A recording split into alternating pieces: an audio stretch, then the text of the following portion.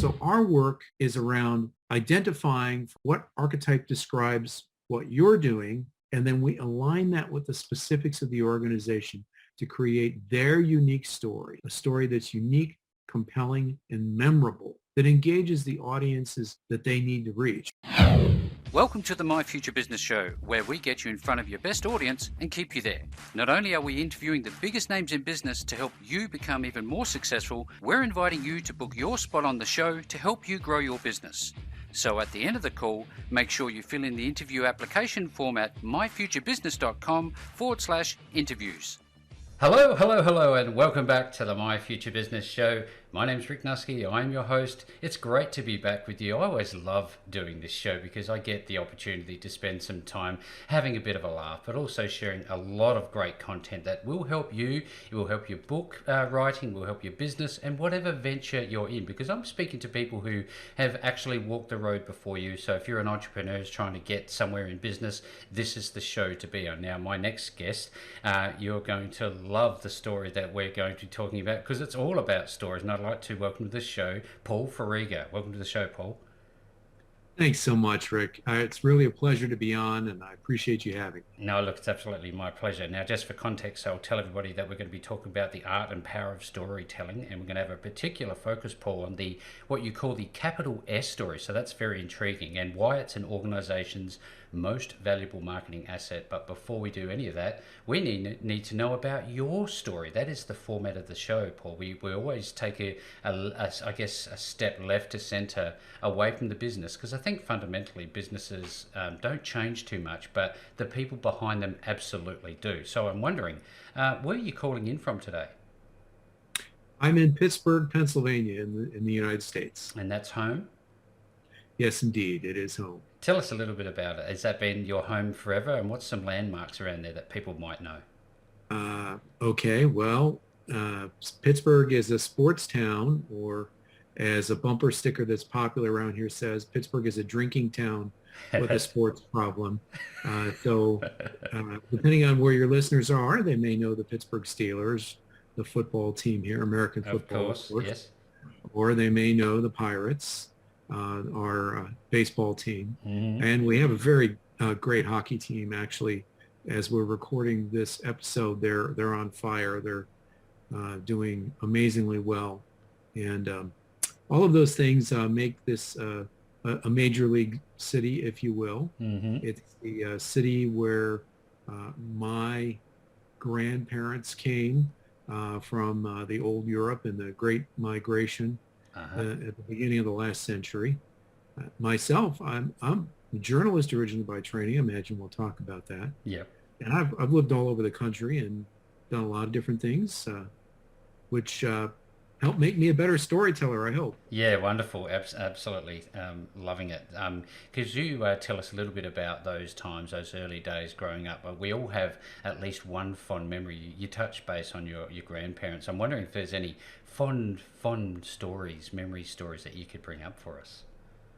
Well, certainly, as I said, my grandparents on both sides of the family were the product of the immigrant experience. So a lot of my youth was filled with Eastern European rituals around major holidays and Christian holidays for sure. The families were Catholic, and it always involved food. Oh, yeah. Pierogies, golumki, all kinds of Eastern European delicacies. I'm hungry already. There you go. See, it was a lot of fun. It was a good time, and both of my grandmothers were wonderful ladies, very, very strong of character. I really learned a lot from them, and they were a big part of my formative experience growing up. You know what? You've touched on a couple of things that I love to talk about, the formative experience and the fact that you're exposed to certain people that in your earlier years helped to form you into the man that you've become today. Who else would have been around at that time? Any other figures? Well, certainly my dad. The whole concept of being a storyteller. He's past eight years now, but one of the things that I inherited were all of his writings and records, and he was kind of the family archivist. And it's amazing. I have videotapes, audio tapes. I have a memoir of his World War II experiences that was probably 90+% complete when he wrote it. Of course, it was literally written before the internet, Rick. And so he finished the manuscript but continued to collect material. And one of my projects I'm working on now that I got my book done is integrating all of the things that he learned after he kind of air quotes finished the original manuscript into the manuscript, because it's really quite a story. He was a flyer in the Second World War and a prisoner of war, as he used to say, a guest of the Fuhrer. Huh. After bailing out of his burning B-17. Right. And that's the taproot right there. My dad was a heck of a storyteller, and I think I inherited those genes for sure. It's a fascinating but yet dark period of time that I think that we must remember and tell stories about, regardless of how hard it was, don't we? Do you agree with that? I agree 100%, Rick. I was speaking with a gentleman from the UK a bit earlier today, and I was talking about being involved with the association that commemorates my dad's bomb group. And one of the projects we have underway in the UK is trying to build a museum on his old airfield, which was actually the first airfield where American planes flew to bomb Nazi-held Europe, and also the airfield where the last planes that flew over Nazi Germany took off from. So it's got a bit of a historical significance there. Absolutely. And we're working to preserve that. Yeah, thank you, Paul, for sharing. They're obviously valuable stories that mean a lot to you, and certainly the audience would take a lot away from it. Thank you again. Now, on that, we have entrepreneurs, startup business owners, and the likes, and they take a lot from people who are running businesses themselves, because some of them don't know what to do, and others want some more advice along the way. I'm wondering if we could talk a little bit about your daily work routines. What does it look like for you? Are you an early riser? What's your routine? Well, Rick, you and I are both dog lovers. I have a dog that gets me up at the crack of dawn, desiring to be fed. And I also have a cat. Cats, what's that saying? I don't know if you have this in your part of the world. Dogs have owners and cats have staff. So we also have a cat, and the cat lets the dog do the dirty work to get me up early. I'm actually pretty flexible on my daily schedule. Growing up in the news business, I think you can acquire, and I have suffered from this over the years, I'll call it a deadline-driven psychosis. What that means is, and in the world we live in today, unfortunately, we're all exposed to this on one level or another, with everything that's going on in the world and how connected we are. Yeah. But that deadline-driven sort of behavior, you lurch from one deadline to the next. What that's done for me is I've learned to wear the world like a loose garment, if you will, and that's allowed me to be very flexible. And really, I think for entrepreneurs, that's a critical skill, to be nimble, to be adaptable, to not let today's setback blow you off course, or today's triumph cause you to hang it up and just rest on your laurels, right? And certainly that's a skill that I learned in journalism, and that has continued today. Our main business is we're an agency, we're a storytelling agency, a 21st century version of a PR agency, if you will. Yep. Where we uncover, develop, and share our clients' stories. Yeah, fantastic. And we'll take a deep dive into WordWrite in a moment, if you don't mind. Prior to that, when you get some time to take a break, because I often hear stories about people who don't take a break. They're so driven that they don't think their personal health and recovery and rejuvenation is important. What would you say to them? Well, I would say if the last 2 years dealing with the global pandemic have taught us anything, it is that it is essential to take that time and focus on yourself. One of the things that I do at the beginning of every day. I'm a daily meditation practice that's critical to me. Mm-hmm. It's been very important to help me deal with the stress, particularly the last 2 years. I like to stay active. Yep. The dog not only gets me up to feed her, but she demands a walk every day. You will take me. Yeah, as well as we speak today in Pittsburgh, we are snow covered, the opposite, of course, of where you're at in the year, and it is well below freezing, and she will still want to be walked. She still want to go for a walk. Crazy. Yeah, so that keeps me going, and I think diet and exercise are also important. And it really does all start though with attitude, as I said a few minutes ago. Thank you very much, Paul. I also, when I think about diet, I also think about your mental diet. Now, in terms of when you're burnt out, what do you do? Do you like to read, or do you watch a movie, or you listen to some music? You do a combination of those things? All of the above. I've also been an amateur musician over the years. Something that most people don't know about me. I actually trained to be a classical musician for a while, and my main instrument was the tuba, which I still play every now and then. I'm actually on the board of a brass band here in Pittsburgh. It's the only professional brass band in North America.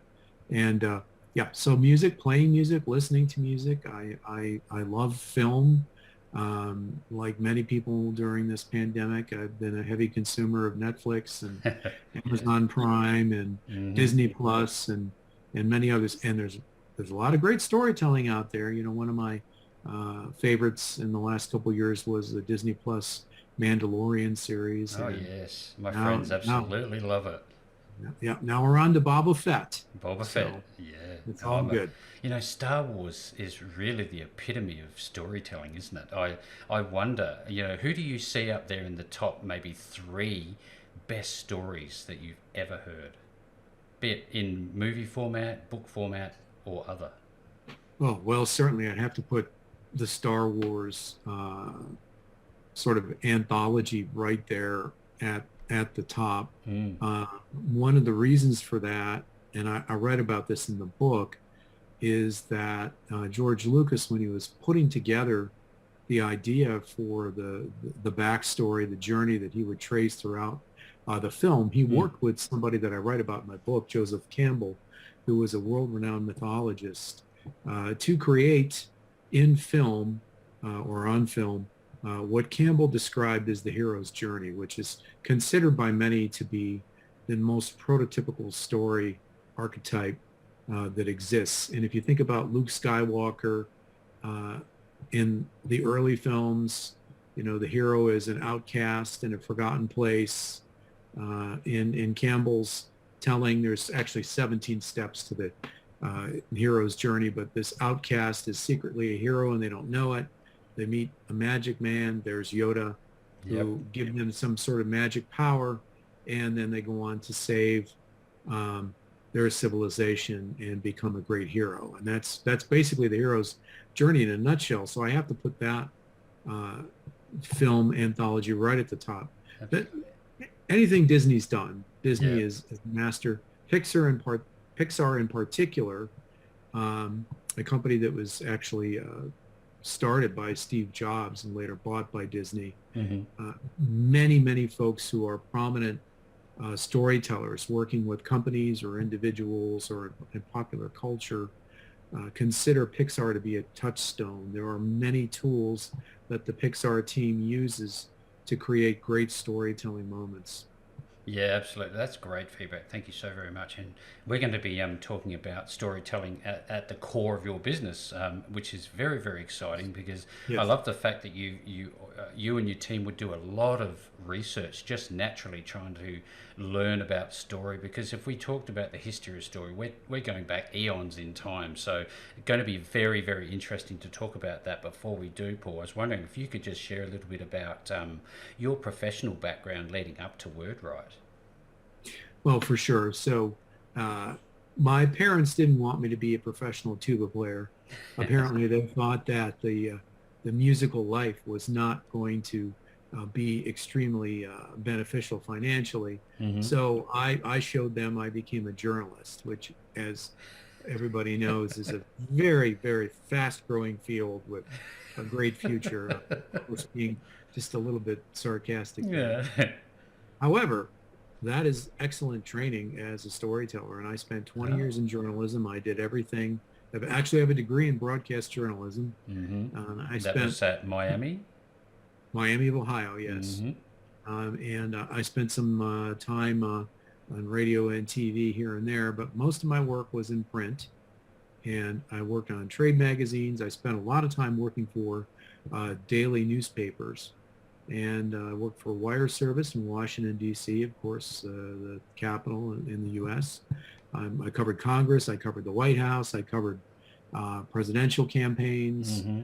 So a lot of great experience. I covered everything from murders to the White House, and over the span of 2 decades. And I figured it out one time, because it's important if you're to me, if you're going to say you're a storyteller, how are you credible in that regard? And Mm. from the journalistic perspective, I wrote more than 10,000 stories, and as an editor, I easily edited another 10,000. So that's a lot of beginnings, middles, and ends. Hmm. And I did not expect to get into the agency business, but back when journalism was healthy, the way you advanced your career was you moved around a lot. I had done that a fair amount. I was in Pittsburgh at the time, and I asked a friend of mine to quietly help me network for something to stay in town. And as a funny story, actually, he ran the largest PR agency in Pittsburgh, and he called me up one day and said he wasn't going to help me. The paper had come out that day, so I started rifling through the paper to figure out what we'd said or done as journalists to upset this man that he wouldn't help me anymore. He had a very wry sense of humor. His name was Larry Werner. And after about 10 seconds, he said, well, aren't you going to ask me why I'm not going to help you? And finally I said, okay, Larry, I give up. Tell me why. And he said, because I want you to come work for me instead. Oh. And that led me into a business I did not expect to be in. Most journalists that I've met and worked with over the years don't really like people in the agency business. And that actually relates to storytelling in the sense that most journalists think that people who are in advertising or PR are false prophets, that they're telling false stories. Mm. And when I got into the business, it was with a commitment based upon all that journalistic experience that there were a lot of great stories out there that weren't being told about companies. And part of the reason why was because they really didn't understand how to tell their story. Yeah, that comes out in spades, doesn't it? A lot of times. And, if there's one thing that I always think about with story, it's at the core of everything. It seems to me that different modalities come and go. I don't know what your opinion is of this, Paul, but, television seems to be falling by the wayside. The internet seems to be coming to the fore. The way we consume media is omnipresent, 24 hours a day. We're always switched on, and there's a lot of rubbish out there, if you don't mind me saying, in terms of false stories, because there is that battle. Do you think? And how do you counter it? Absolutely. And this is right at the core of everything that we do as a firm, and a major reason why I wrote the book. I frequently say when I speak on this topic that storytelling is the original form of human communication. It's the only form of effective communication that is completely portable, no batteries required, because all you need is a brain and a means to communicate from one brain to another. Yep. A big focus of our work and of the book is that storytelling isn't, BS or rubbish. It is biology. And with the advent of tools such as functional magnetic resonance imaging and other brain scanning tools, we can now see that what happens when a great story is shared is that the brain activity of the storyteller and the storyteller's audience sync up. That's In other fascinating, words, isn't it? it's as if they're dancing together Yeah. and partners, and the storyteller is leading and the audience is right with them, moving around the floor, sharing the experience. This is Does critical. does that seem to explain why when we're seeing in a Star Wars movie that we don't know where we are all of a sudden? Absolutely. We're in the moment. Absolutely. There is this a suspension of disbelief that happens when you're inside a great book or a Mm-hmm. play or a film or even an example I often use is, even before television, we had this thing called radio. Oh yeah. And most of the early successful television shows, dramas, Mm-hmm. were radio dramas that had been translated to television. Hey, can I add one? Sure. War of the World. Love it. 1938, Yeah. Orson Welles, a seminal bit of culture there. And again, suspension of disbelief. Now, today, some people might brand some of the things quite legitimately as fake news that occurred during the broadcast because people they were confused and thought that what they were hearing on the radio was real. Yeah. Yeah. Absolutely. Yeah. Go ahead. The point there is really, though, that, you don't need to have a television screen or a smartphone screen in front of you for your brain to take in a story and become part of the story. And in the 21st century, Rick, that's why storytelling is so crucial. Because there's been research done that shows that we make sense of everything that happens to us through narrative. And if I may, I'll give you just a quick example. Yes, absolutely. There was a research study done a few years ago, the focus of which was, can our brains handle all this information that's coming at us through social media and all these other inputs? So what the researchers did is they wired up people's brains, and they took that creative side of the brain, which they thought that wasn't that important, and that was the control side of the brain, because what they were worried about was the analytical side of our brains, the hemisphere that processes information.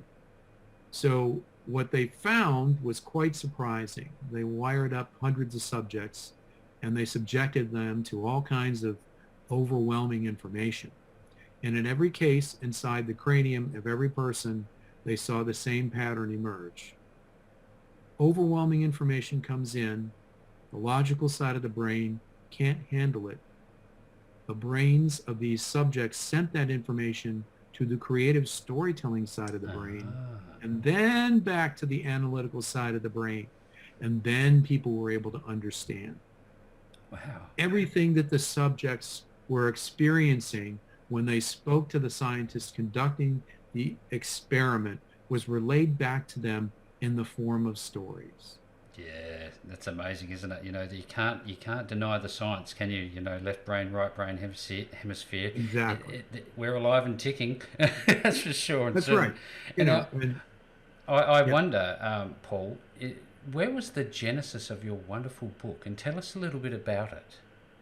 Oh, well, thank you. So the book takes its genesis from the work that we've been doing with clients. I'm not a contrarian, but a lot of times people who come up with ideas find themselves up against the conventional wisdom. And we've developed a trademark process called story crafting, in which we uncover, develop, and then share what we call your capital S story. Yes. And again, back to journalism in the old days, when people read these things called newspapers, I would often say that today's story is tomorrow's birdcage liner. Well, that's not the way people consume news anymore. They're swiping on Twitter or whatever else they're doing. But the point is the same. We're storytelling creatures, but most of the stories that we tell all day long are important in the moment and then forgotten. But your capital S story answers these critical questions. Why somebody would buy from you, work for you, invest in you, or partner with you. And if you're an entrepreneur or a leader in an organization, that is the most critical story you need to share. It's the one that describes the very character and nature of your organization. And so our work has been focused on helping organizations uncover, develop, and share that story by using the science and the cultural amalgamation of work from Campbell and Carl Jung and many others, because our brains are not only hardwired for stories, we tell the same stories over and over again. Campbell and the hero's journey, one of the reasons he wrote that book and developed that theory is because his study of world religions led him to this amazing conclusion. Regardless of time, economic attainment, culture, language spoken, human beings around the world, we tell the same stories over and over again. So our work is around identifying from the 12 most common archetypal story families, of which there are hundreds of subsidiary archetypes. For your company, what archetype describes what you're doing, and then we align that with the specifics of the organization to create their unique story, a story that's unique, compelling, and memorable, that engages the audiences that they need to reach. If they're a nonprofit, it might be donors or volunteers. Obviously, if it's a for-profit company, they're looking for clients or customers. And certainly every organization today is looking for talent. So that's your capital S story is critically important to attracting the right kind of people who want to be on your team. So is this a book that's designed for business owners, or who is your audience here? Absolutely. The book is designed for business owners, business leaders, really. Most of the business leaders that I've worked with over the years, nearly all, frankly, have this immense passion for what they do. Yeah. It's what gets them up every day. It's what causes them to go back to work every day. They are on a mission to do something really amazing. Unfortunately, a lot of times they're not able to convey that passion in a way that gets people that they need to have on their team, customers, staff, whatever, who may not share their same personality, may not have the same skills, may not understand their solution or their product at the same level of depth, right? So that's where the story comes in, right? Absolutely. I wonder, did you find it challenging to write this book, or was it or did it flow? Well, it flowed and it was challenging. As a writer by training, we have this saying in the States that, our own company, we're like the shoemaker's kids, which is to say that the shoemaker is busy making shoes for everybody else and their own family goes wanting. So our firm's been in business for 20 years, and it took me about 6 years to write the book around serving clients and growing the firm.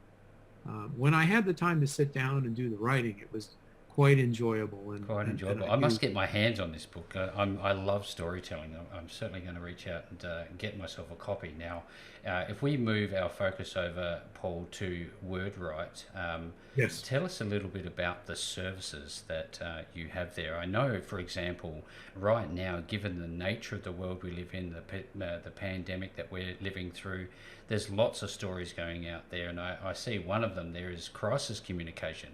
Tell us a little bit about that. Well, absolutely. Well, our firm does a lot of crisis communication work, and we'll be speaking next week at a university here on this very topic. Your story is no more important than when you're in a crisis. I said earlier that your capital S story describes the very character and nature of your organization. And if you as an organization have not done a good job communicating that story before you're in a crisis, the way social media and the internet works these days, you're going to suffer immensely.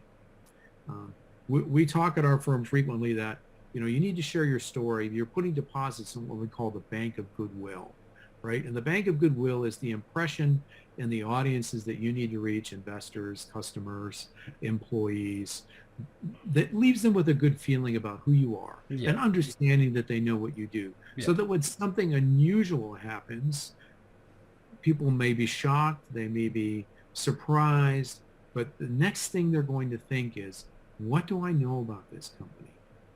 How do I feel about this company? This is a bad thing that either happened to them or that they did. How am I going to evaluate that? And if you haven't shared your story, they have less information to go on. A quick story on that. A few years ago, we worked with a very large company. When I first met with them, they were proud that they didn't really have much of an internet presence. Construction company. And then they set a major bridge on fire. in a downtown of a city. What do you think the first 50 results on the Google search results were after that? Yeah, They went from having no presence to having 100% bad presence because they'd never bothered to share their story. It took them a couple years to dig out from that. Yeah, wow. And you can see the power of story coming through here. There are, in actual fact, given that we're at the pointy end of the call, Paul, there are at least 6 other categories that we could talk about. But what I would invite people to do is certainly reach out to Paul and your team after this. And if we could momentarily, Paul, is introduce your team. Absolutely. So we have a core team of really great people. It's my firm, so my spouse, Brenda, actually works in the firm. She handles our finances and HR. A partner, a great guy called Jeremy Church, and he's been with us for 10 years. And like me, Jeremy is a former journalist, and so we bring that to the team. Our director of content, Dan Stefano, is also a former journalist, and Dan is a critical member of the team when we're working on our capital S story crafting process with our clients. We also have great leaders who manage our client relationships. Erin Hogan has been with us for 6 years. She's our director of client services. And, social media, which we talked about a little bit, electronic and digital communication is critical. And we have a great lady named Kira Koskum, who is our digital and inbound marketing director. And she's really fantastic at helping people get their stories out there and all the environments that people turn to these days. And then we have great people on the team who are content creators and digital specialists. We have a young man named Trey Adams. He had a call yesterday with someone at TikTok. So, I mean, we have a client that needs to be on TikTok to tell their story. Wonderful. Yeah. Well, thank you again for sharing. This has been absolutely a wonderful call. I wonder, given that storytelling is global, universal, if you like, and where is your audience located? Where are your clients generally? Generally, our clients are in North America. One of the things that the pandemic has changed for us, really, Rick, is that we're beginning to look now beyond, and I'm started talking, I mentioned I spoke with somebody earlier today in Europe. And so really it's global. As you mentioned, storytelling is a global phenomenon. The pandemic, there's a lot of things that cause people pause. In our specific case, one of the good things is if you don't have to be there in person anymore and you do the kind of work we do, then you can do it for anybody in the world, really. Yeah, that's great news for anybody who's on the show today or looking for some help becoming a better storyteller. Now, if somebody does want to reach out to you, Paul, where are they going to find you? I'm going to give you 2 URLs. One is www.capitalsstory.com. If you go there, that'll take you to a landing page on our website, and you'll be able to learn all about the book and our process. The agency's address on the internet is word, like you speak, write, like what you do with a pen, pr.com, wordwritepr.com. That's too easy to remember. I'll be making sure to put those links on the post. If you are listening into this call, you want some help to become better at storytelling, and we can all learn a little bit more. There's certainly a lot to learn that we've not spoken about today. I know that's for sure and certain. Paul and his team at WordWrite are certainly people you need to make contact with, and we'll go from there.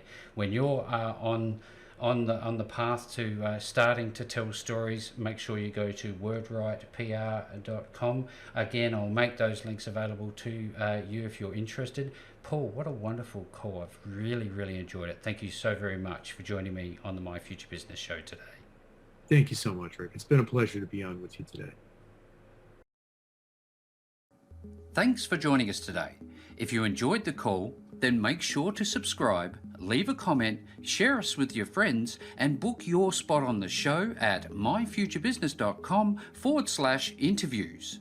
And if you're looking for solutions that will help grow your business, then visit myfuturebusiness.com/shop.